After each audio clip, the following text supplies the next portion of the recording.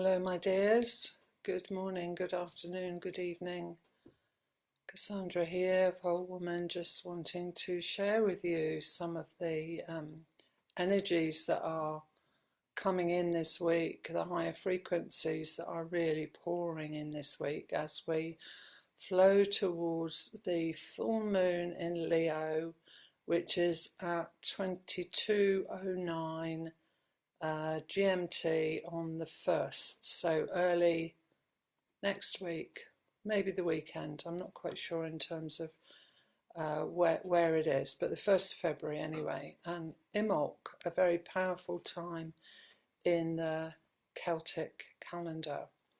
And I really was making this video about the energies of this year and what I see as the flow of the rhythms through to the autumn. And then I felt to have a look at this book. Some of you may know it. It's Elias Lonsdale's Star Destiny Degrees. And I just felt drawn just before making this video to have a look at the Star Destiny degree for Leo.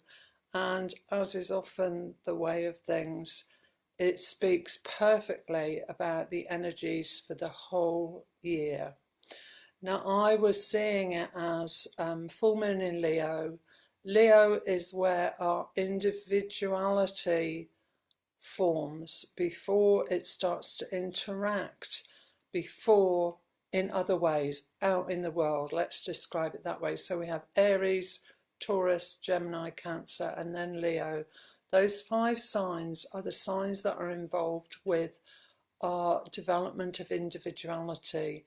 Then from Virgo onwards through to Pisces, that's about how does that individuality express in the world.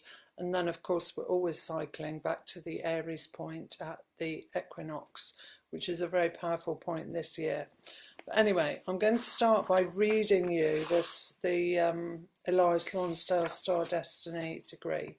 So I need glasses for this.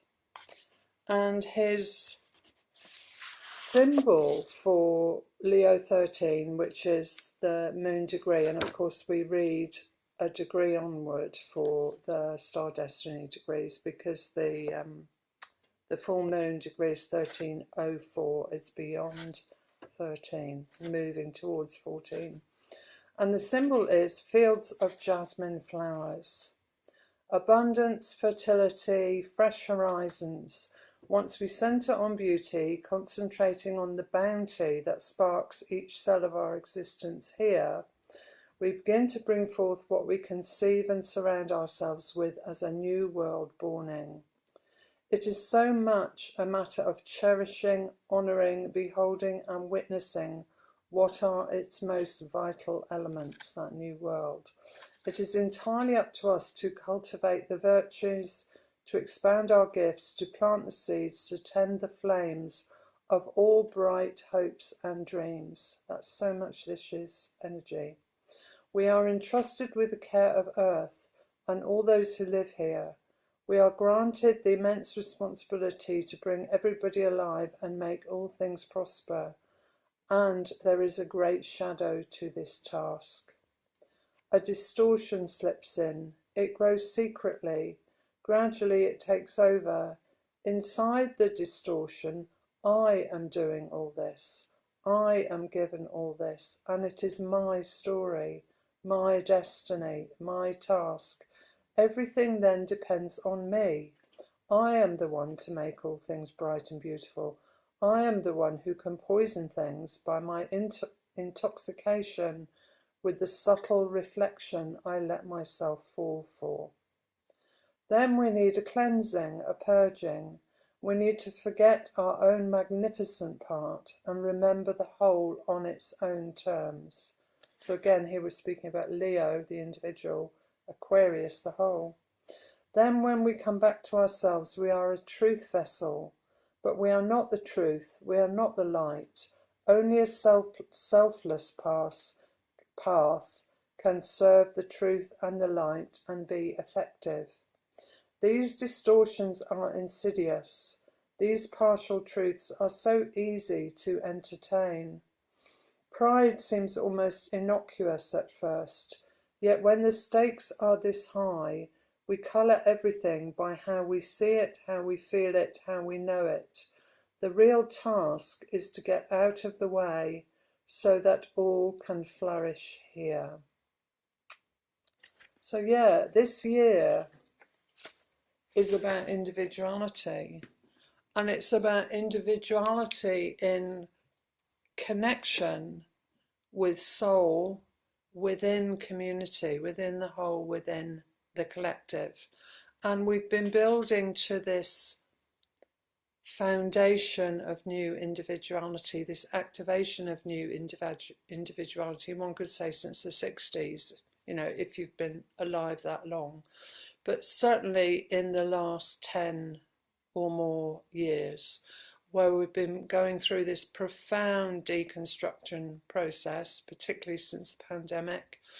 And just in the last few months, kind of December, January, we've been, perhaps you've been discovering this foundation of a new sense of self, a new sense of individuality, a new sense of purpose is too strong a word for it because it's much more subtle than that. It's not about what you're doing, it's about who you are being, and how who you are being is a transmission of frequency to the collective. Now that may involve what you are doing, as it does for me. You know, for many years since I first connected with astrology in the late 80s, I've been aware that my chart is the chart of a translator. So that is one of the gifts that I bring as part of my soul purpose. But individually, there are also qualities within my individuality that are part of what I'm here for, part of who I'm being in what I'm doing. A few weeks ago, may even not be that long because time is strange at the moment, isn't it? I shared a retreat afternoon here with my friend Erica, who shared a gong bath. And I was speaking about, and it surprised me as I said it, you know, your unique gift and soul purpose may be simply being kind. It can be that simple. It can be a quality that you possess in a, what's the word I'm looking for? It's not unique, but in a kind of very personalized way that speaks of who you are, that allows your soul and your heart to speak through you. And of course, the last years, since the late 70s when the New Age movement started, there's been this big thing, soul purpose, you know, destiny. What does the universe want me to do? For me, and especially now, I see that the frequencies are not so much about what am I supposed to be doing, what is my purpose. It's like, what do you love? What do you fully enjoy? What do you recognize about yourself or others recognize about you that is special? Yeah, that is a strength in you. So I want to speak more now about this year's energy. So in January we had a very foundational time because we had a conjunction, triple conjunction, a stellium of the Sun with Venus and with Mars. That was on the 6th of January at 16 degrees of Capricorn. So it's good to look at, if you know your chart, to have a look, see where is that in my chart, 16 degrees of Capricorn, because that's a foundation point. Now, that was the latest Venus star point, and the Venus star point is when the Sun and Venus connect by conjunction, and they do that twice in Venus cycle, one close to the Earth, one far from the Earth.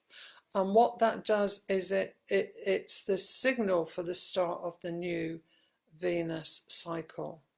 So that meeting when Venus will eventually emerge as evening star on the 1st of March, I'll speak more about that in a moment, also happen to have Mars exactly conjunct the Sun as well. So if I break that down, the Sun is the source of life. It's the source of life in our solar system. Without the Sun, there's no life. There's no physical life. In your chart, it's the source of your individuality, yeah, along with the other planets representing different qualities in you. The Sun is what you came here to learn to be. Yeah, we don't come in with our Sun energy fully resourced. It's something we have to learn about through a lifetime. That Venus Sun is like a conception. It's like sperm meeting egg, because the Sun's light is seeding Venus with a new mission of feminine creativity, a new expression of feminine creativity. But at this conjunction, Mars was also involved. So Venus, Mars, masculine and feminine. Mars being the drive, that sense of purpose, the requirement to act, the way that we use our will. It's our masculine sense of purpose, and this is where I'm going, yeah. And the feminine is the fuel, the feminine is the love, it's the passion, it's the enjoyment that fuels that. So I saw this foundation with the Venus star point very much as an integration point, a foundation of our inner masculine and feminine being gifted new life by the Sun. And then from that, it's like that seed being activated in the soil by the warmth of the soil and the warmth of the Sun, yeah, and a seed opens. Now when that seed puts up its shoot and then appears, Venus energy is the start of the new Venus evening star cycle, which begins on the 1st of March. Now just a little aside here in terms of how it works, which I'm sure you'll all recognise in your own lives. It's like I was very drawn last year to share another weekend retreat in Glastonbury, and I looked at kind of dates, what timing felt right, and I felt the last weekend in February, which also happens to include the 1st of March, I didn't look at the astrology.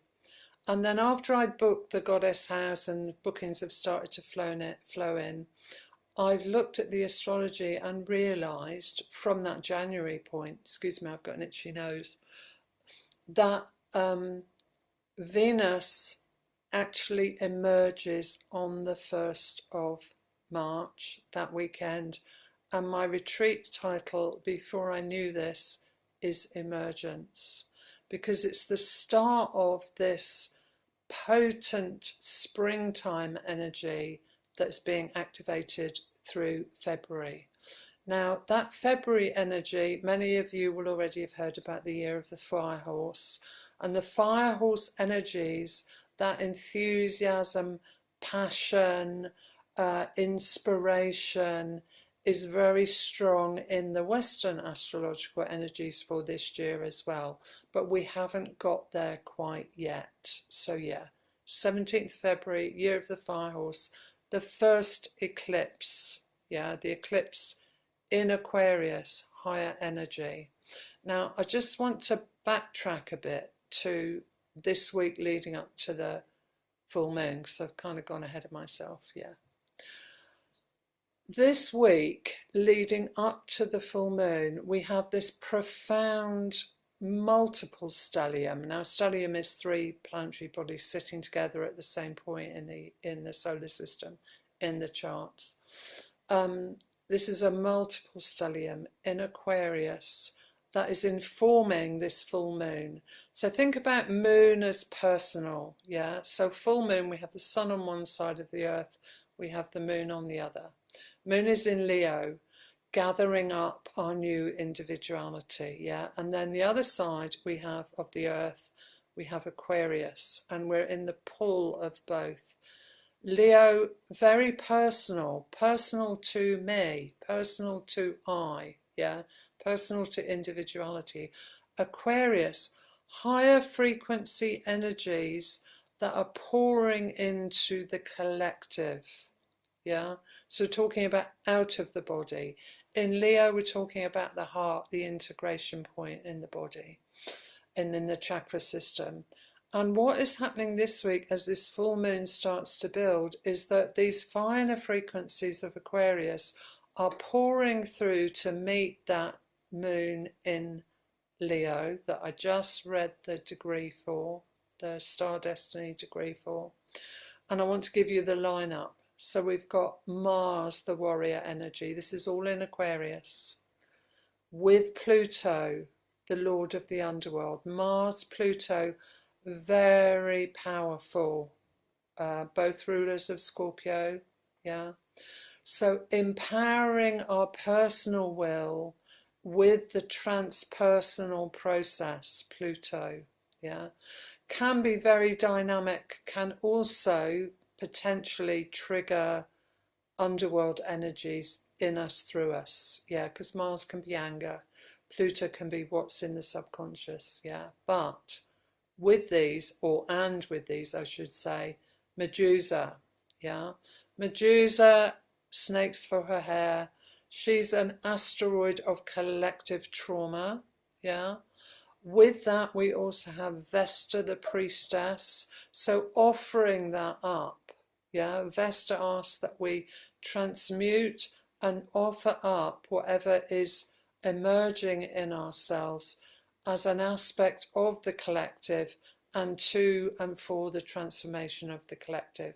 Yeah, the sun, the source of life, Venus, the creative feminine, Mercury, our intelligence, Saraswati. Saraswati is an asteroid, the Hindu goddess of beauty, music, learning. Yeah, Shiva, the god of creation and destruction in the Hindu pantheon. Another asteroid.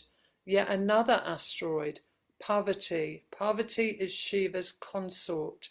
She is the goddess of the creative feminine aspect of devotion, what I want to bring to my heart, what I want to bring my heart to. So there we've got 1, 2, 3, 4, 5, 6, 7, 8, 9, 10 planetary bodies, all in Aquarius, you know, radiating these higher frequency energies to the moon. And the moon is our personal experience. And the moon in Leo is our personal experience of being myself. Yeah, with all my failings and all my gifts. And Leo, of all the signs, looking back on that Star Destiny degree, Leo is the place where we're in our heart, we have a sense of individuality, but also in its shadow, we can get into the arrogance of it's all about me because of a wounding to the sense of self. So that very fine line between an individual in service and who am I being, yeah? And what am I doing from who I'm being? Very, very potent. So more than anything, this full moon is introducing the next phase of these energies for this year. We've got the foundational energy in January with the Sun, Venus, Mars conjunction. Now we've got this full moon on the 1st of February. Then in February, the year of the fire horse, I've already mentioned, solar eclipse in Aquarius on the same day. And then on the 20th of February, we have the Saturn-Neptune conjunction at 0 degrees of Aries. Now, so many astrologers are talking about this, and we did get a taste of it early last year, but then the energy backtracked into Pisces in order to gather more fuel, yeah, in order to be able to be well resourced, feet in the ground, for these fire and air energies that are coming in very, very strong this year. So we've got, in February, we've got emergence, yeah, those new qualities starting to naturally express through us. Then in April we have a blossoming time. It follows very much the seasonal year this year, which is wonderful. For me, that really nourishes my heart to see that alignment with Earth as well, with the Earth seasons here in the Northern Hemisphere anyway.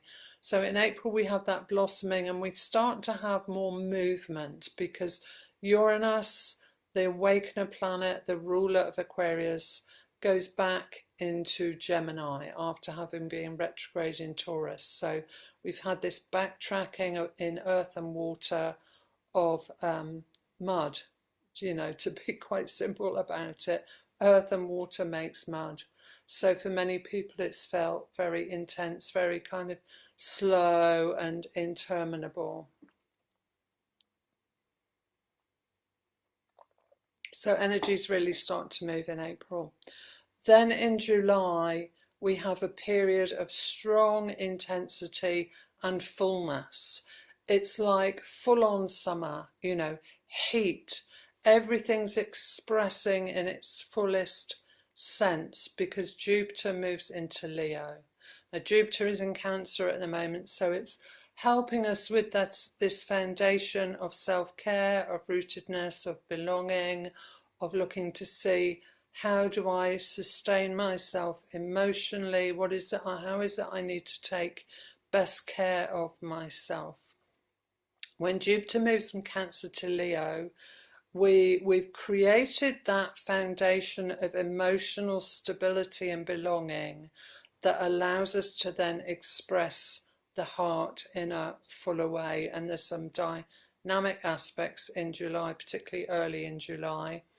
Middle of July is when the outer planets start to become exact in all their talking to each other aspects, whereas they've been in friction for many years. Now they're in supportive aspects where they're all working together really well. Then when we get to September, October, we have Black Moon Lilith moves into Capricorn. Now, Black Moon Lilith at the moment, dark feminine, the extremes of expression in terms of the sign that it's in, and I'll speak more about that in a moment. So Lilith is the dark feminine. In Sagittarius, she's about growth, wisdom, and truth. And whatever sign Lilith is in, she either underplays or overplays the energy. So in Sagittarius, it can be that we expand too far, too fast, too quickly, yeah. And in underplaying it, it means that we have fear of growth. We have fear of the adventure of life.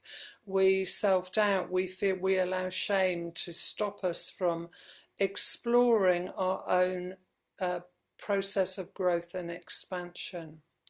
Now, I'm talking about Lilith because not only is she moving to Capricorn in September, but at the moment she's in aspect to this Aquarius Leo energy.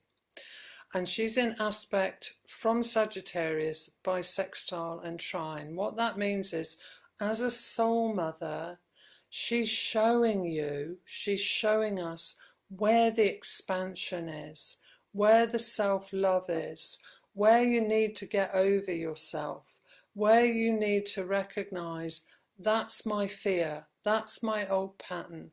I'm making that one up again because it feels safer for me to be a victim than it does for me to be a co-creator. All those kinds of stories, yeah.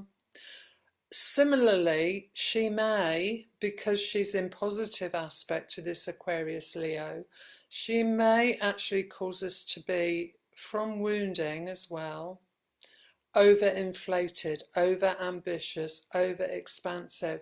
So for me at the moment, I have Lilith in Sagittarius and Scorpio. We have them in two signs innately.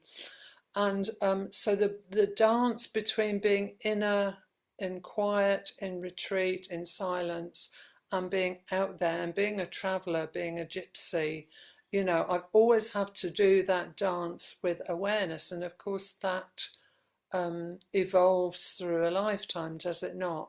And I'm really aware at the moment of wanting to travel, travel, travel. You know, that's my passion at the moment. And it's like, how can I travel and serve and earn the money to travel and be who I am and not overextend and take care of my body, you know? And Sagittarius expands on everything. It expands on trying to discover what is the true path, yeah, rather than just the path of inspiration and enthusiasm. And of course, the air energy of Aquarius, the fire energy of Leo, the fire energy of Sagittarius, which is kind of mirroring what we're going into in a fuller way later this year, is bringing up that kind of enthusiasm or the fear because we're being really inspired. Yeah, it depends on your chart makeup and your nature. So September, October, to go back to what I was speaking about before, we get a harvest time, and yet we also get the energy start to diminish because Venus has finished her evening star cycle. She's finishing it. She goes retrograde in the sign of Scorpio, which is one of the most inward signs of the zodiac. Then over the winter, I think it's early January, yeah, it's early January, Mars also goes retrograde. So if we look at that whole picture from what I've spoken about, the foundation point, that Venus-Mars with the Sun in Capricorn, that comes to fullness through this year. And then what happens, as naturally happens with everything on the earth, we then come into a place of diminishing, where the questions about how do I express my Venus creative feminine, how do I express my Mars, my dynamic sense of purpose and direction, they come up again as Venus and Mars go retrograde over the autumn and the winter. Yeah. So that's my overview of the year, very brief. And there are many astrologers that are putting out this overview of 2026, and what a profound year it is. I wanted to get a sense of the whole cycle for you. Interesting enough, my what I share is called Whole Woman. You know, I've only just kind of reminding myself of that. So I like to get that whole cycle and the touch points within the cycle as well, which I hope I've given you today. And I also want to mention at this time that my Emergence retreat in Glastonbury has a couple of spaces still. Wonderful group of women gathering for that. The early bird booking day is the 1st of February. It is that full moon in Leo. So if you feel you would like some support, some nourishment, some sister connection to support you in recognizing that foundation that's already there for you and looking at how that is emerging and then blossoming and coming to its fullness, then do get in touch with me, because I'd love to share it with you. It's a weekend. It's very reasonably priced. It's £295 early bird, which will go up after the 1st. And I think the increased price is plus 60 or 80. I can't remember now what I put it as. But yeah, I'd love to hear from you anyway. So yeah, many, many blessings.